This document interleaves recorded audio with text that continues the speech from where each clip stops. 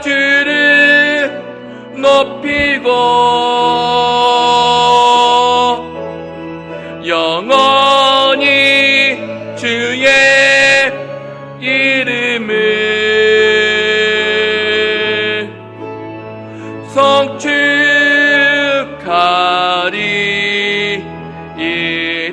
성축하리이다.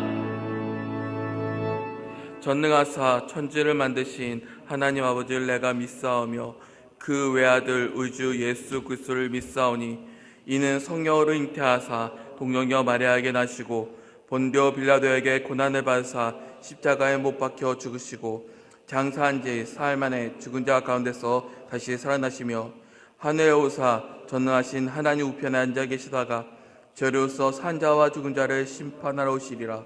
성령을 믿사오며 거룩한 공예와 성도가 서로 교통하는 것과 죄를 사하여 주시는 것과 몸이 다시 사는 것과 영원히 사는 것을 믿사옵나이다. 아멘. 네, 찬송가 191장 부르겠습니다.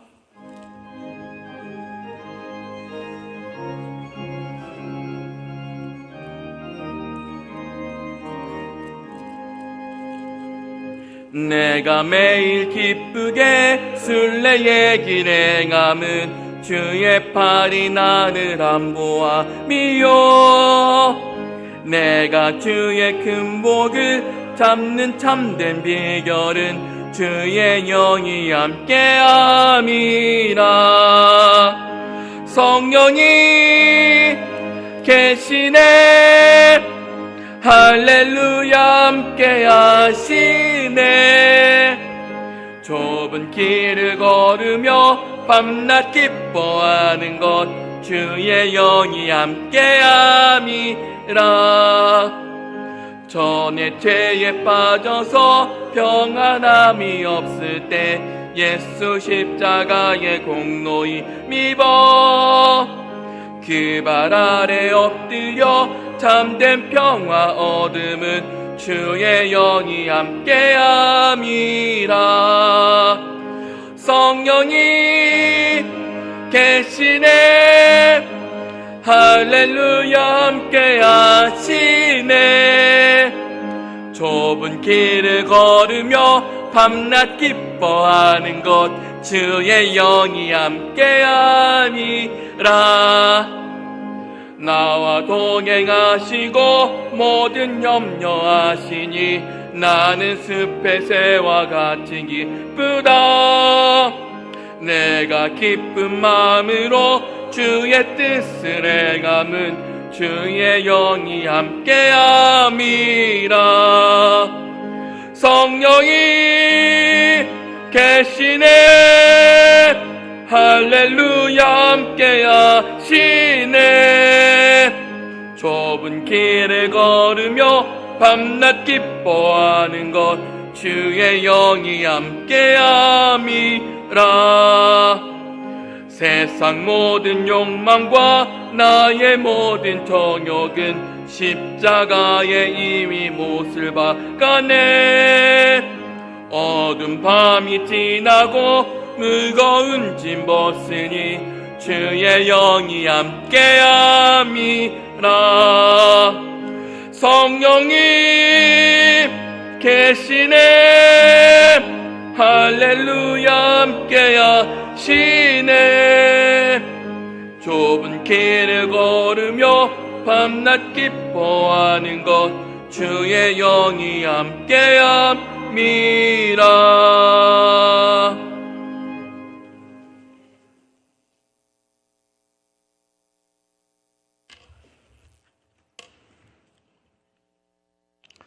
사랑과 은혜가 충만하신 하나님 아버지, 사흘 봄날의 따뜻한 햇빛을 온 땅에 비춰주시는 은혜를 찬미하며 감사를 드립니다. 주님의 빛이 비치는 온 땅마다 원망과 시비가 사라지게 하시고 위선의 허물들이 벗겨지게 하여 주시옵소서. 공의로운 하나님 아버지의 정의가 이 땅을 덮도록 하여 주시옵고 악의 권세가 쫓겨나게 하여 주시옵소서. 오늘 예배가 우리 하나님께 드리는 진정한 영적 예배가 되게 하여 주시옵소서. 용서의 하나님 아버지, 지난 한 주의 삶을 되돌아보면 주님 보시 합당하지 못했고 기도해야 할 때는 정작 기도보다는 세상의 고민들로 근심하였음을 이 시간 고백하오니 주님 용서해 주시옵고 우리들의 심령이 주님께 전적으로 맡길 수 있는 온전한 믿음을 허락하여 주시옵소서. 자비로우신 하나님 아버지, 특별히 주님이 보혈로 세워진 이 교회를 위해서 기도합니다. 일찍이 주님의 크신 뜻과 섭리가 계셔서 이곳에 주님의 교회를 세워주셨사오니 성령의 뜨거운 역사가 늘 강하게 역사하는 교회가 되게 하여 주시옵고 부르짖는 기도마다 응답받는 축복의 현장이 되게 하여 주시옵소서. 또한 무엇보다도 영혼 구원의 사명을 잘 감당할 수 있는 교회가 되게 하여 주시옵소서. 지혜의 하나님 아버지, 코로나 바이러스 대유행으로 인해 주위의 믿음의 가족들에도 확진이 되고 두려움이 떨고 있는 이때에 불안한 마음 없애주시고 하나님께 더욱더 나아가 기도하며 믿음의 가족들께 용기와 힘을 잃지 않게 하여 주시고 이 어려운 환경 속에도 불구하고 예수님 중심의 삶으로 인도하여 주시옵소서. 항상 우리 교회와 함께 하시는 하나님 아버지, 우리 교회 새로 오실 담임 목사님 청명하증이 성도들이 기도 가운데 열심히 간구하고 있는 중에 있습니다. 하나님 말씀에 순종하며 오직 하나님께 합한 주의종 허락해 주시옵고 세상적인 논리로 판단치 마옵시고 하나님께서 자정하셔서 기쁘시게 은혜스럽게 진행토록 온전히 간섭하여 주시옵소서. 오늘도 주의 말씀을 전하시기 위하여 담임에 서신 목사님을 영육간에 강건하게 지키셔서 말씀이 선포될 때 하나님의 음성을 듣게 하시고 하나님의 선하고 온전한 뜻이 무엇인지 분별할 수 있는 은혜가 넘치게 하여 주시옵소서. 무엇보다 하루속히 공적 예배가 회복되게 하시고 멀리 해외에서 복음 전하는 성도님들을 기하여 주시오며 또한 예배를 위해 이 모양 저 모양으로 수많은 보이지 않는 성도들과 성도님들을 기억하여 주시옵고 나라에 부름받은 젊은이들을 기하여 주시옵소서. 이 예배 시종을 주님께서 온전히 주장하시며 이 모든 말씀 우리 주 예수 그리스도의 이름으로 기도드립니다.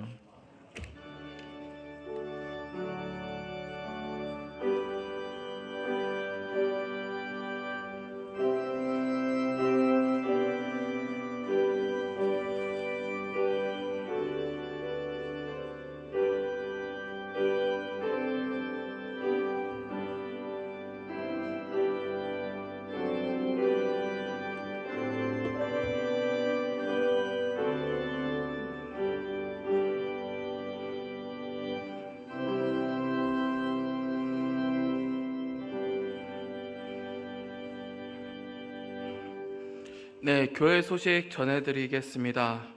코로나 바이러스 많이 조심해 주시길 바랍니다. 저도 아직 걸리질 않아가지고 오히려 되게 위기감에 처했는데 진짜 조심 많이 해주시길 바라겠습니다. 네, 두 번째 광고입니다. 청빙의원의 결의가 있었습니다.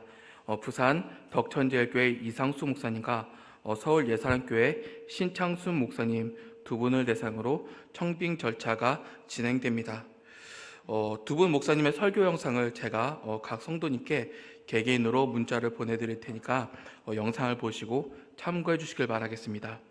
우리 교회에 합당한 목사님을 모실 수 있도록 많은 기도 부탁드리겠습니다. 4월 행사 안내입니다. 다음 주에 청빙 예비 투표가 실시되며 세 번째 주 부활주일 예배가 있습니다. 그리고 마지막 주 공동회가 개최됩니다. 네, 이번 주 기도 선교지는 들꿀교회 송재현 목사님이십니다. 많은 기도 부탁드리겠습니다. 네, 이제 봉헌 드리겠습니다. 찬송가 51장입니다.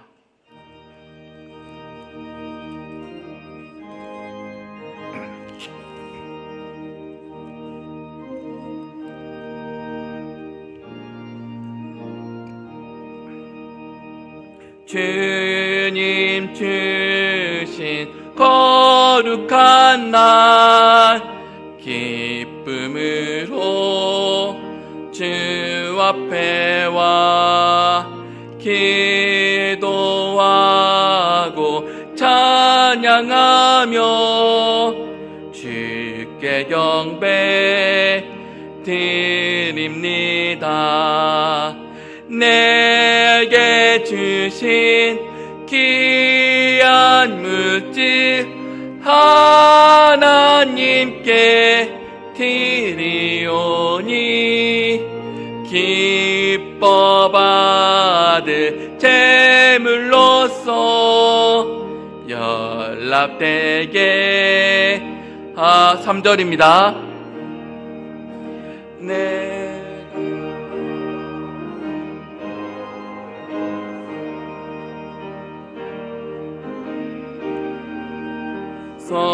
선물이니 마음과 뜻 다하여서 겸손하게 드립니다. 주님 기뻐 받으시니 바치는 나 즐겁도다. 복의 근원 하나님께 영원토록 감사하리. 아멘.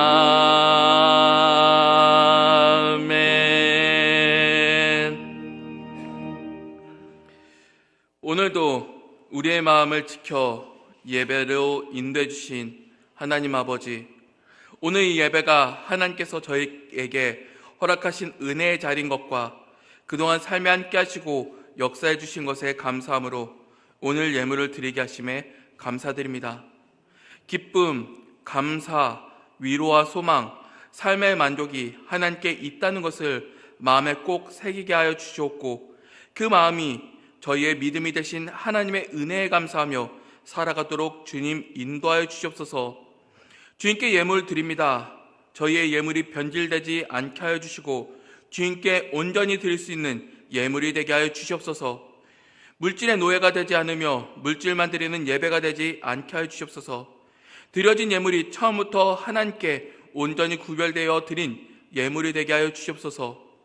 또한 예물을 드린 손길을 기억해 주사 물질로 인한 어려움이 없게 하옵시며 삶으로 온전히 드려 주님의 기쁨이 되는 주님의 성도가 되게 온전히 인도하여 주시옵소서. 주님만 드려 영광 받으실 줄 믿사오며 거룩하신 주 예수 그리스도의 이름으로 기도드립니다. 아멘.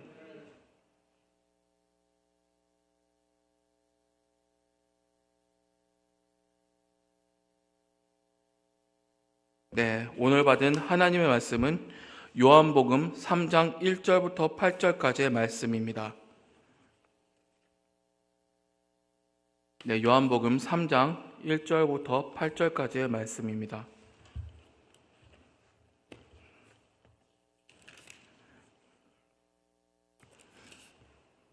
네, 그럼 교독하며 읽도록 하겠습니다. 제가 먼저 읽겠습니다. 그런데 바리새인 중에 니고데모라 하는 사람이 있으니 유대인의 지도자라.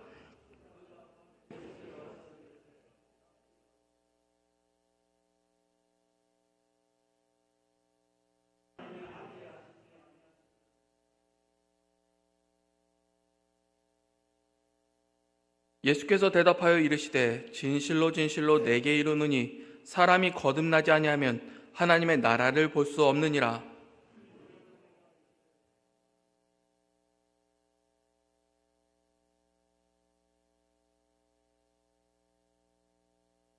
예수께서 대답하시되 진실로 진실로 내게 이르노니 사람이 물과 성령으로 나지 아니하면 하나님 나라에 들어갈 수 없느니라.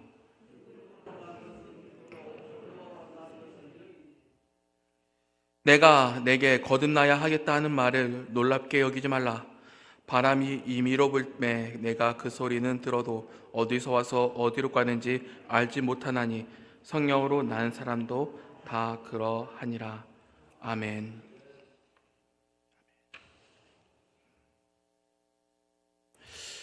코로나 이전에 각 지역 교회에서는 새생명 축제, 전도 폭발이라는 이름으로 1년에 1회, 2회 그런 행사들이 진행되곤 하였습니다.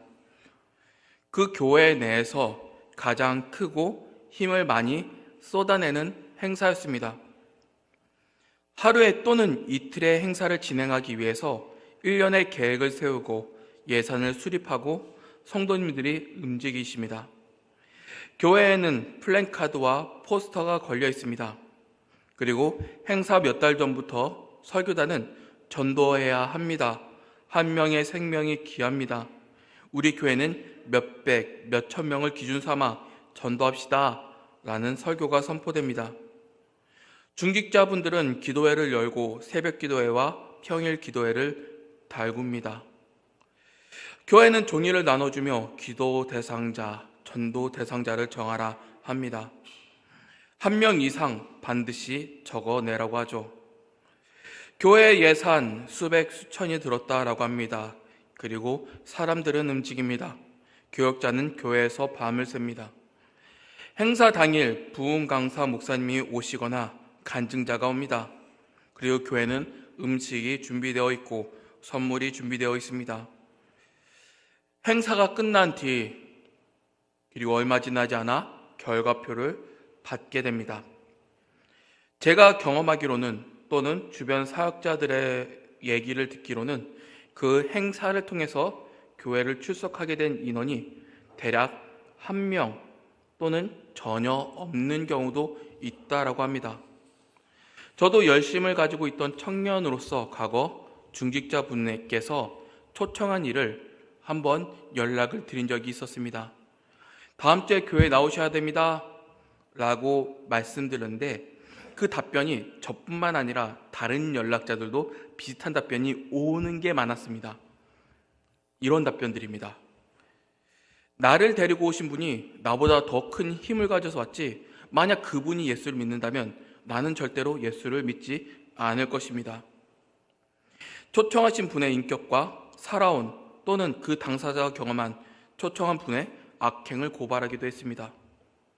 신방 연락을 그렇게 할 때 이러한 답변을 하시는 분들이 은근 많으셨습니다. 좋았던 기억보다 또는 좋았다던 소식보다 선하지 못한 모습을 보이는 행사라 불리기도 하였습니다. 제가 청년 때도 그러했고 목회자가 되어서도 다른 교회 부교육자들에게도 나눌 때도 이러한 행사에 대해서 하나 같은 대답을 하였습니다. 바로 왜 하지? 라는 그 대답들이었습니다. 어른들이 좋아한다라고 합니다. 성도들이 움직이는 게 좋았다고 합니다. 그러나 결과를 살폈을 때 교회로서, 신자로서 무슨 유익이 있었을까 묻게 되었습니다. 오히려 성도님들의 연약함, 허약한 신앙의 모습만을 덧보이게 됩니다. 숫자로부터 시작하여 숫자로 끝나는 행사들이었습니다. 사람 수가 표어가 되었고 한 명 한 명이 인격이 아닌 한 명의 숫자로 기록되어 있습니다. 하나님의 뜻은 전도이기에 성도님들은 바쁘게 움직였습니다. 예산은 예산대로 소비하나 정작 이룬 것이 없을 때가 많았습니다. 특히 목회자가 행사에 동원되었을 때 제대로 된 말씀을 준비하고 전할 수 있었을까요?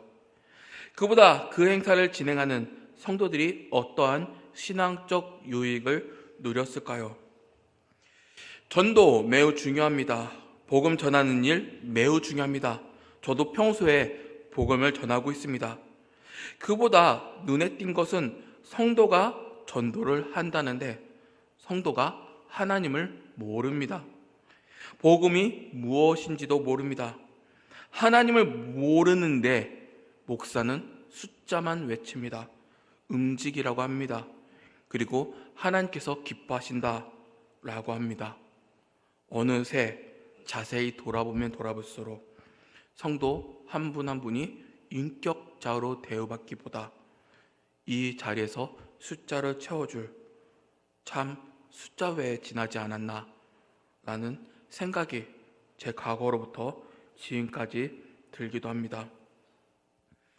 한 명의 성도로 제자를 세울 능력이 없는 교회에서 사람 수를 늘리자라고 합니다. 교회를 출석하는 종교인들을 만들자고 하는데 정작 종교인들조차도 만들지 못합니다. 그때 다시 묻게 됩니다. 그리스도인을 만들어내는 교회인가? 또는 숫자를 만들어내는 교회인가? 라고 하는 것입니다. 또한 요즘 교회에서는 일꾼이 없다라고 합니다. 가끔 교단 신문을 읽으면 중직자의 수가 한 번에 수십 명에서 수몇 명 세워진 것을 보게 됩니다. 그렇게 세워진 교회에 친한 이가 있어 물으면 다수 대답이 교회에 일꾼이 없어서 직분이라도 주어 교회에 일하도록 해야지 라고 하면서 직분을 세웠다고 합니다. 중직자가 세워지는 것은 일하려고 세워지는 것이 아니라 그 삶에 먼저 본을 보이기에 세웁니다. 중직자가 세워지는 기본 원칙도 모르고 무조건 사람 수만 또 채우려고 합니다. 우리 교회는 중직자가 몇 명입니다. 또 어느새 숫자가 되어버립니다. 직분이 또 직분답지 않습니다. 직분은 있으나 과거 일반 성도님들만큼 열심도 잃은 한국교회의 현실을 우리는 직면하고 있습니다. 직분만큼이라도 예배라도 제대로 참여하지 않습니다. 그리스도인을 세워나가는 건가요? 아니면 숫자 덩어리를 세워나가는 건가요?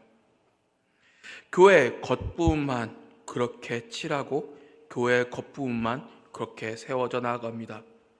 겉으로만 도는 한 사람을 그렇게 세워냅니다. 참 아프고 아쉬운 현실들입니다. 진짜로 사랑한다면 한 성도가 숫자로서 있는 것이 아니라 한 명 한 명의 인격으로서 그리스도 안에서 어떻게 세워져 나아갈지를 목회자와 성도들이 기도하고 사모하며 살아가야 될 텐데 어느새 숫자에서 끝나고 숫자에서 시작하고 숫자로 대합니다. 교회에 일할 사람이 부족한 것이 아닙니다. 왜 한 사람을 일할 사람으로밖에 보이지 않나요? 성도를 존중한다면, 진정으로 아낀다면, 그리고 교회가 참으로 성장하길 원한다면 한 명의 성도가 숫자가 아니라 말씀을 사모하고 말씀으로 인격으로 세워지는 그 귀한 영혼임을 알아야 됩니다. 영혼 소중하다라고 외치면 지금 함께 있는 성도님들께 그 가치와 그 말씀의 진리를 제대로 전하고 살아갈 수 있도록 도와야 하는 것이 교회의 우선적인 역할입니다. 말씀 얼마나 보시나요? 참으로 예수님을 믿고 계신가요? 하나님 앞에서 치열하게 살아가고 계신가요? 복음은 어떻게 전하며 살고 계신가요? 한 인격들에게 행해야 할 이 질문들을 교회는 이렇습니다. 오늘 몇 명 출석했다. 몇 명 나왔다. 안 나오면 연락해라. 몇 명 숫자 채우자. 그것이 우리들의 아픈 현실들입니다. 당시의 유대도 다를 바가 없었습니다. 요한복음 2장에 성전 이방인의 뜰에서 이방인의 기도 소리가 들리지 않았습니다. 처절하게 하나님 앞에 살다가 우는 소리가 들리지 않았습니다. 그 자리에는 소, 양, 비둘기 울음소리와 똥내가 풍겨나왔습니다. 흥정하고 소리, 돈 달그닥거리는 소리가 성전에 울려 퍼졌습니다. 성전은 하나님과 성도들의 관계를 확인하고 바른 관계를 세우는 자리여야 합니다. 하나님을 바라보아야 하며 하나님 앞에 우리가 어떠한 존재인지를 살펴야 하는 자리입니다. 그러나 그 자리에는 그리스도인이 아닌 숫자 노름을 하는 숫자들이 그 자리를 차지하고 있었습니다. 성도가 아닌 숫자가 되어서 성도가 제자가 아닌 교회에 일을 할 수가 되어버려서 그 자리에 종교인 숫자로 채워버립니다. 당시 유대와 지금의 교회가 별반 다를 것 없이 1년의 행사, 성도들의 모임이 톱니바퀴 안에 갇혀 돌고 돌아갑니다. 하나님과의 어떤 관계보다 종교인으로서 또는 각자의 숫자로서 그 삶을 살아낼 때가 얼마나 많은지요. 이때 종교인들과 다름없는 니고데모가 예수님을 찾아옵니다. 3절을 보면 그런데 2절을 보면 그런데 1절 보면 그런데 바리새인 중에 니고데모라 하는 사람이 있으니 유대인의 지도자라라고 합니다. 여기에 한 명의 질문자가 등장합니다. 뻔한 종교인의 틀에서 예수님의 활동을 보고 신기하게 여긴 한 바리새인이 여기에 등장합니다. 우리 성경으로는 유대인의 지도자라고 번역했는데 여기서 다르게 말하면 종교인이자 사법적 권한을 가진 인물이었음을 성경은 보여줍니다. 우리로 치면 목사님이자 국회의원을 동시에 겸하고 있다라고 생각하시면 됩니다.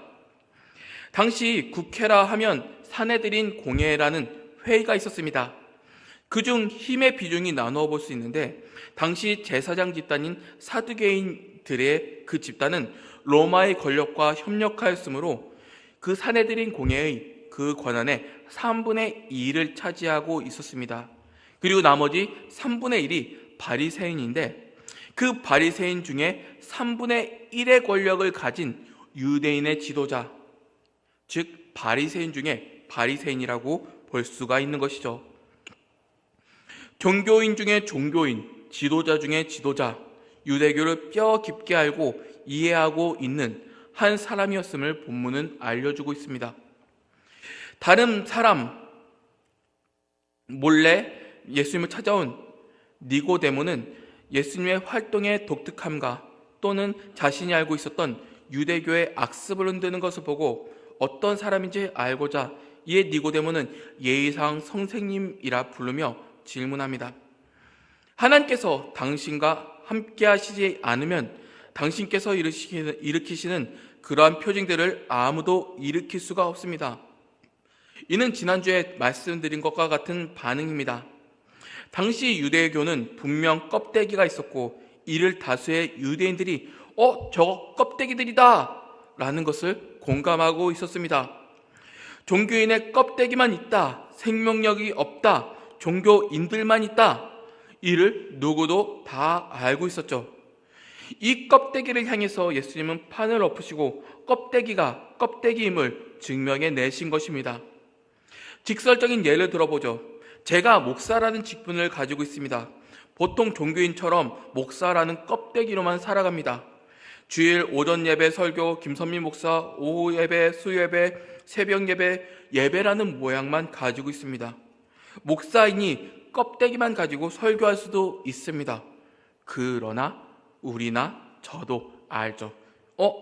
생명력이 없네.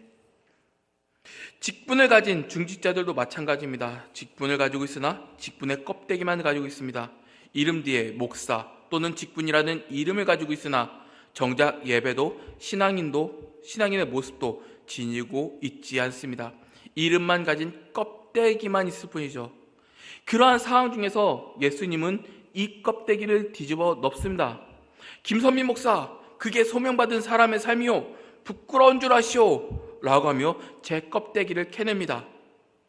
저뿐만 아니라 우리가 가진 껍데기를 캐내는 한 사람이 여기에 등장하여 선지자적 사역을 하고 있다면 우리는 누구든 그 사람이 그 일을 행했다고 하지만 다수는 경험합니다. 그래, 이건 하나님께서 당연히 내게 주신 명령이야, 말씀이야, 하나님께로부터 온 거야 라고 얘기합니다. 만일 제가 어떠한 중직자분께 그렇게 살지 마십시오, 그렇게 예배드리지 마십시오 라고 하면 김선민이라는 사람이 말을 했다라고 하지만 이를 듣는 이는 뭐라고 생각합니까? 그래, 맞아, 하나님의 말씀이 그거지 라고 하면서 김선민이라는 말을 한 대상과 더불어서 하나님의 말씀임을 자임합니다. 그리고 동시에 무엇을 찾습니까? 그 하나님의 뜻을 전달해준 그 전달자를 찾게 되는 것이죠. 저 사람 누구일까? 저 사람 어떤 사람이지? 라고 하는 물음을 하곤 하는 것입니다. 그러나 자신이 가진 껍데기를 부셔내진 않죠. 저도 마찬가지입니다. 누군가가 저에게 하나님 김선미 목사 똑바로 하십시오 라고 하면 하나님께 왔어 옳다겠지만 저도 우리도 잘 변하려고 하지 않습니다. 참 껍데기가 껍데기임을 밝힘에도 불구하고 옳은 소리임에도 불구하고 누구도 변화하기란 너무나 어렵습니다. 이것이 당시에 유대인들과 니고데모의 상태입니다. 자, 김선미 목사님, 그것이 신자의 모습은 아닙니다. 목사의 모습은 아닙니다. 똑바로 사십시오 라고 해서 저도 그래 맞아, 하나님의 말씀이야 라고 하는데, 저도 마찬가지고 우리도 그런 얘기를 들으면 맞아, 하나님의 말씀이지 라고 하는데 누구든지 변화하려고 하지 않습니다. 역설적으로 변화할, 다시 살아날, 이름대로 살아갈 능력이 없다라는 것을 저도 알고 우리도 깨닫습니다. 이것이 당시의 유대인들과 니고데모의 모습이 별반 다를 바가 없는 것이죠. 이때의 이 우리와 같은 그 자리에 있던 사람에게 예수님은 니고데모를 뒤엎으십니다. 세 번역으로 3절을 읽으면 이렇습니다. 내가 진정으로 너에게 말한다. 누구든지 다시 나지 않으면 하나님 나라를 볼 수가 없다. 껍데기만 가진 김선민 목사에게, 또는 껍데기만 신자인 우리들에게, 하나님을 믿지 않는 자들에게 명확하게 말씀하십니다. 다시 태어나지 않으면 너는 껍데기에서 벗어날 수 없다. 다시 태어나지 않으면 너에게 믿음이란 게 없어 라고 선포하신 것입니다. 하나님 나라의 백성답지 않은 우리에게 다시 태어나야 한다. 하나님 나라 백성답게 살아갈 수 있다. 하나님의 백성이 아닌 그들에게 다시 태어나야 하나님 나라의 백성으로서 살아갈 수 있다라고 말씀하신 것입니다. 이것이 우리 구원론에서 매우 중요한 거듭남, 중생이라는 교리입니다. 모든 그리스도인들은 반드시 중생을 경험합니다. 모든 그리스도인들은 반드시 거듭남이 있습니다. 이것이 우리 신앙의 시작입니다. 우리가 예수 그리스도를 믿는 시작점입니다. 우리가 종교인의 껍데기를 벗어내는 그 시작점입니다. 저는 다시 태어난 사람입니다. 그리고 모든 믿는 자는 다시 태어난 사람입니다. 이는 예수 그리스도를 믿는 자만이 알며 예수님을 믿는 자만이 거듭난 자녀로서 살아갈 수 있는 것입니다. 그러나 4절은 이에 대해서 또 한 번 종교인의 시각으로 이를 알지 못합니다. 왜요? 예수님을 믿지 않기 때문이죠. 4절은 믿음이 없는 자녀의 마땅한 답변, 당시 종교인 중 종교인의 마땅한 답변, 또는 성도를 숫자로 보는 숫자 덩어리들의 마땅한 답변들입니다. 세 번역으로 4절을 읽으면 사람이 늙었는데 그가 어떻게 다시 태어날 수 있겠습니까? 라는 답을 합니다. 요한복음 2장에서 예수님께서 성전 정결을 하실 때 당시 유대인들과 종교인들이 성전을 단순히 건물로 본 것처럼 4절의 니고데모도 육체로 시작하여 육체로 끝납니다. 요한복음 2장에 예수님이 성전을 헐라 내가 3일 만에 다시 세우리라. 그때 유대인이 어떠한 답변을 했습니까? 이 성전을 건축하는데 46년이나 걸렸는데, 예수님께서 사람이 거듭나지 않으면 하나님 나라를 볼 수 없다라고 했을 때 니고데모가 어떤 답변을 합니까? 사람이 늙으면 어떻게 날 수 있사옵나이까? 두 번째 모태로 들어갔다가 날 수 있사옵나이까? 참 육체로부터 시작하여 육체로 끝납니다.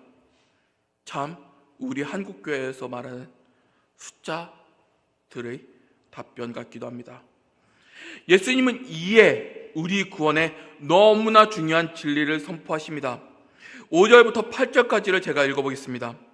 예수께서 대답하시되 진실로 내게 이르노니 사람이 물과 성령으로 나지 아니하면 하나님 나라에 들어갈 수 없느니라.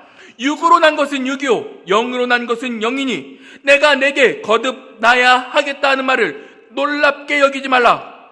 바람이 임의로 불매 내가 그 소리는 들어도 어디서 와서 어디로 가는지 알지 못하나니 성령으로 난 사람도 다 그러하니라. 오늘 본문을 총체적으로 정리해서 다시 모르면 이렇게 정리할 수 있습니다. 팀 켈러 목사님의 태어남에 관하여라는 책에서 발췌하면 한번 저와 성도님들도 한번 생각하고 들어보시길 바랍니다. 내 인생과 내 영혼에 대해서 한번 이 본문이 하는 질문들을 다시 한번 들어보시길 바랍니다. 첫 번째, 누가 거듭나야 합니까? 두 번째, 거듭남은 어디서 옵니까? 내가 거듭나야 되고, 또는 거듭나면 내가 바뀌려면 어디서부터 와야 됩니까? 세 번째, 거듭남의 결과는 무엇입니까? 내가 거듭난다면 어떠한 결과로 어떠한 삶을 살아갑니까? 네 번째, 어떻게 거듭날 수 있습니까? 하는 질문이 이 안에 담겨져 있습니다. 본문이 강조하는 바 답변은 단순하죠. 물과 성령으로 거듭나지 아니하면 영으로 난 것은 영으로 난 것이다.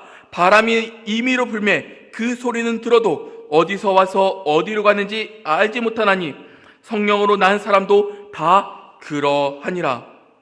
6절에서 물과 성령으로 거듭난다 라고 말하는데 이 주석은 주석마다 해석이 다르더라고요. 그중 인정받는 해석을 세 수로 나누는데 첫 번째로는 물과 성령을 동의어로 나누는 것입니다. 성령으로 난다, 성령으로부터 성령으로 난다 라는 것을 해석하곤 합니다.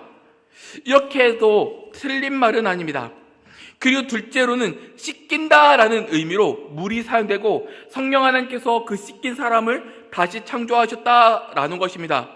이도 틀리다라고 할 수가 없습니다. 그리고 마지막은 여기 해석 중에서 가장 옳다고 여기는 해석인데 바로 물을 말씀으로 읽는 것입니다. 이는 지난주에 전해드린 말씀과 이어서 말씀과 성령으로 니고데모와 사마리아 여인이 변하는 것처럼 또 말씀이신 예수님께서 말씀을 전해주시고 성령 하나님께서 역사하신 후에 예수님을 믿는 제자가 세워지는 것처럼 물을 말씀으로 해석하는 것이 가장 옳다라고 보고 있습니다. 이를 위대한 신학자 헤르만 바빙크의 개혁교의학 4권 소명과 중생이라는 부분에서 이렇게 설명하고 있습니다. 제가 한번 읽어보도록 하겠습니다. 하나님의 말씀과 성령을 통해 창조하고 또한 재창조했다. 말씀으로 하나님은 만물이 무로부터 생겨나고 전능한 말씀으로 타락한 세상을 다시 일으켜 세운다. 하나님은 아담, 아브람, 이스라엘을 부르고 자신의 종들을 통해 회개와 생명으로 초대한다. 하나님의 이 부르심은 성자 안에서 그리고 성자를 통하여 사람들에게 다가오기 때문에 그리고 그리스도가 구원을 획득했기 때문에 구원은 오직 그리스도의 공로만이 있다. 성부와 성자가 말미암아 만물을 창조했고 성자 자신도 만물의 창조자인 것처럼 성자 자신은 또한 부르는 자이며 자신의 포도원의 품꾼들을 들어보내시고 혼인잔치에 초대하시고 암탉이 새끼를 모으듯이 자녀를 모으고 사도들과 교사들을 세우고 그들의 음성이 온 땅에 퍼지게 한다. 무엇이라고요? 말씀과 성령으로. 그냥 기존에 있는 김선민이라는 껍데기로 사는 것이 아니라 재창조하시는 하나님의 역사를 볼 수 있다는 것입니다. 다시 팀 켈러 목사님의 태어남에 관한 열한 책은 이렇게 얘기합니다. 거듭남이란 우리가 미래로 이동하는 것이 아니라 미래가 우리 속에 들어오는 것이다. 세상을 거듭나게 하시는 하나님의 능력이 지금 당신의 삶에 들어와 느리지만 확실하게 당신을 그분 아들의 형상으로 변화시켜 나아간다. 우리가 예수님을 믿고 우리가 신앙이 개혁되고 우리가 다시 살아가는 건 사람의 능력으로 사람의 계획대로 되는 것이 아니라 하나님의 능력과 하나님의 뜻으로 된다. 바로 이것이 참된 진리입니다. 이는 각자가 신자로서 다시 세워질 수 있는 원동력이 교회가 교회로서 다시 세워질 수 있는 원동력이 우리가 어떤 행사를 치르자, 우리가 무엇을 하자, 우리가 어떤 일들을 벌이자가 아니라 온전히 하나님께로부터 온다는 것을 오늘 말씀을 통해서 알 수 있는 것입니다. 이것이 우리에게 얼마나 큰 소망이 되는지요. 우리 각자의 삶이 어떠하더라도 소망을 놓지 않을 가장 큰 이유는 거듭남의 모든 것이, 우리의 개혁됨의 모든 것이 하나님께로부터 시작하기 때문입니다.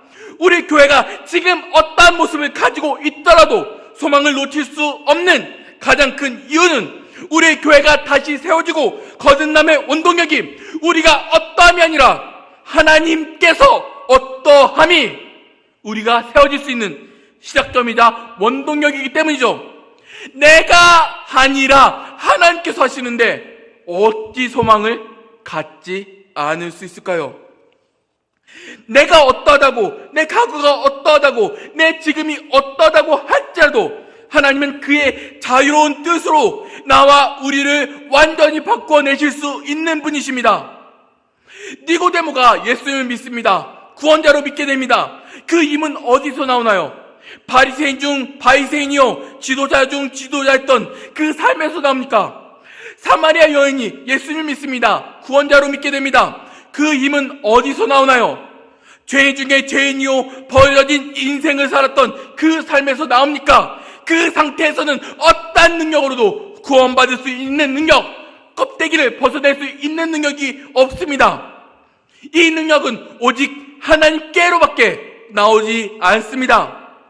종교인의 틀, 껍데기의 틀 어떻게 깨나요? 니고데모 스스로 깰 수 있나요? 바리새인의 능력과 성경 다독의 힘으로 깰 수 있나요? 아무리 능력이 있고 성경을 읽어보았자 하나님께서 바꿔내지 않으시면 어떠한 일도 일어날 수 없습니다. 우리가 하나님의 백성으로 살아가는 일, 백성답게 살아가는 일, 모든 것이 우리의 공로가 전혀 없습니다. 우리의 능력 1도 없습니다. 오직 하나님은 자신의 영광을 자신만이 취해 가십니다. 우리의 구원 오직 하나님의 공로 외에 없습니다. 우리는 우리의 모든 것은 오직 하나님의 공로 외에 나의 영광을 취하고자 할 때가 많죠. 또 내가 교회 숫자 늘렸다, 내 삶의 공로가 이렇게 거룩하게 되었다. 교회 숫자가 늘든지 늘지 않든지 하나님의 교회는 거룩함으로 판단하십니다. 하나님의 일은 하나님께서 하십니다. 사람의 능력이 아니라 물과 성령으로 거듭나지 않냐면 영에서 나온 것은 영이다. 다시 태어나야 한다. 또 바람은 제 마음대로 분다. 성령으로 태어나는 모든 사람은 이와 같다라고 하시면서 하나님께서는 자유롭게 자신의 일을 하실 분입니다. 말씀을 맺겠습니다. 저는 알지를 못하지만 우리 안에서도 예수님을 아직 믿지 않는 분이 계실 거라 생각합니다. 저는 알지 못하지만 이 안에서 종교의 껍데기만 가지고 또 어느새 자신도 숫자 취급하시는 분들도 계시리라 생각됩니다. 기독교인답지 못한 삶, 직분답지 못한 삶을 사는 분들도 계실 거라 생각됩니다. 그리고 자신과 교회에 대한 여러 괴로운 말씀들을 하시는 분들도 계실 겁니다. 우리는 이 안에서 어떠한 소망을 가질 수 있을까요?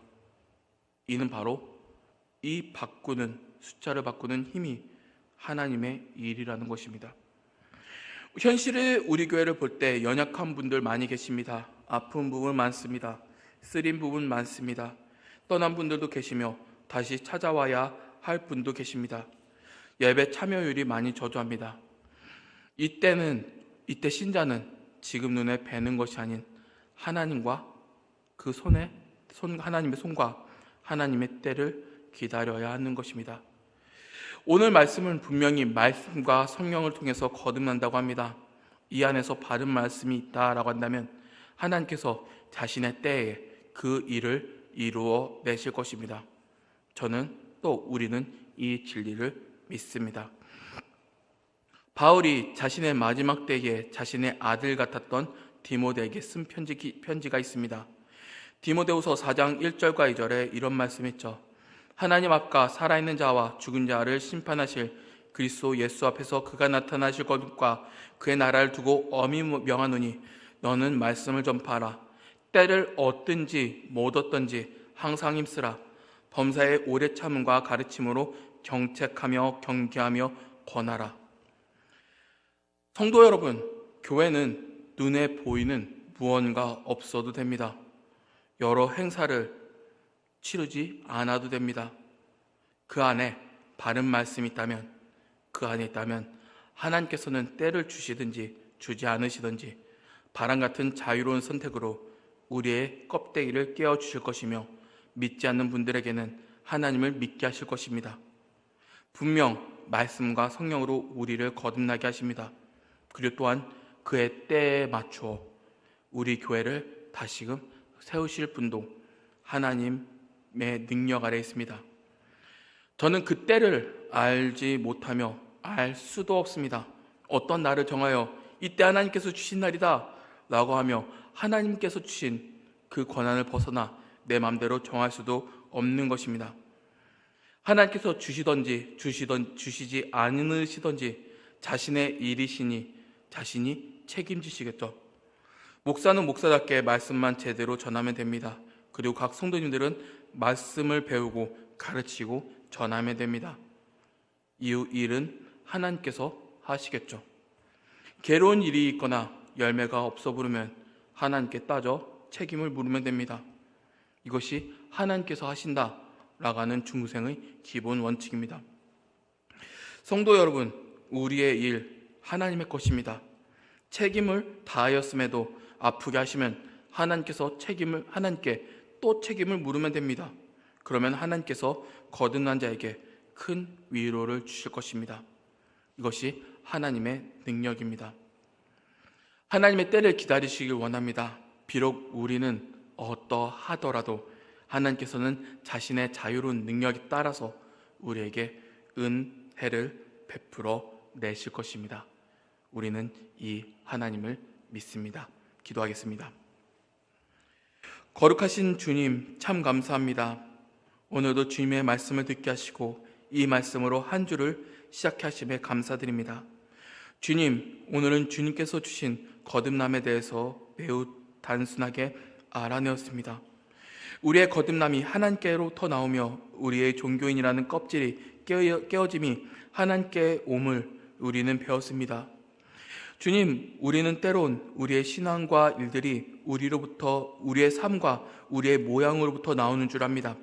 그러나 우리를 깨닫게 하사 거듭남의 시작, 중생이 하나님께 옴을 알고 우리의 현실이 비록 아파 보이나 하나님이 다시 일으켜 세우실 때를 기다리며 살아갈 수 있는 우리가 되게 하여 주시옵소서.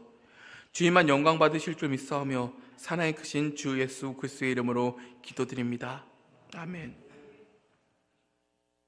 네, 찬송가 183장 부르겠습니다.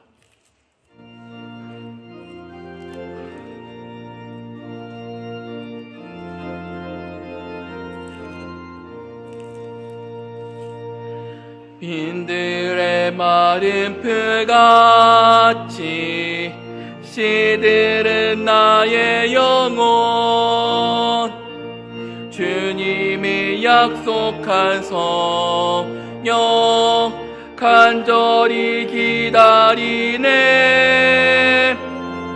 가물어 메마른 땅에 단비를 내리시듯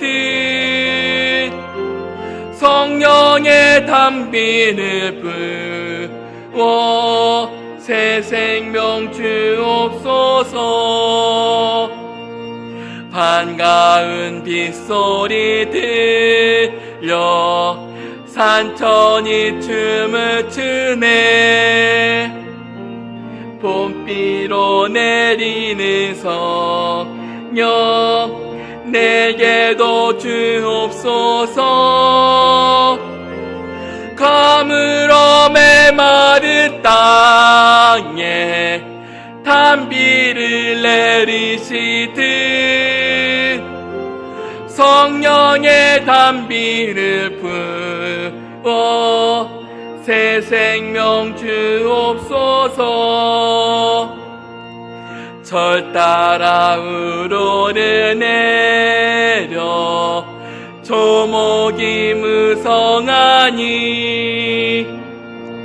갈급한 내 심령이 성령을 부으소서. 가물어 메마른 땅에 단비를 내리시듯 성령의 단비를 부어 새 생명 주옵소서. 참되신 사랑의 언약 어길 수 있사오냐. 오늘의 흡족하는 때 주실 줄 믿습니다. 가물어 메마른 땅에 단비를 내리시듯 성령의 단비를 부어 새 생명 주옵소서. 아멘.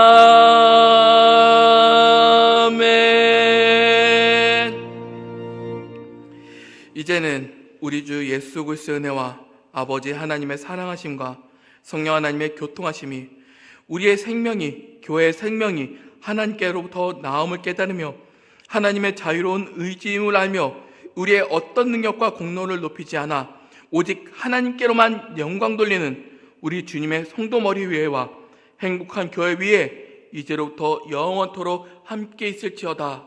아멘.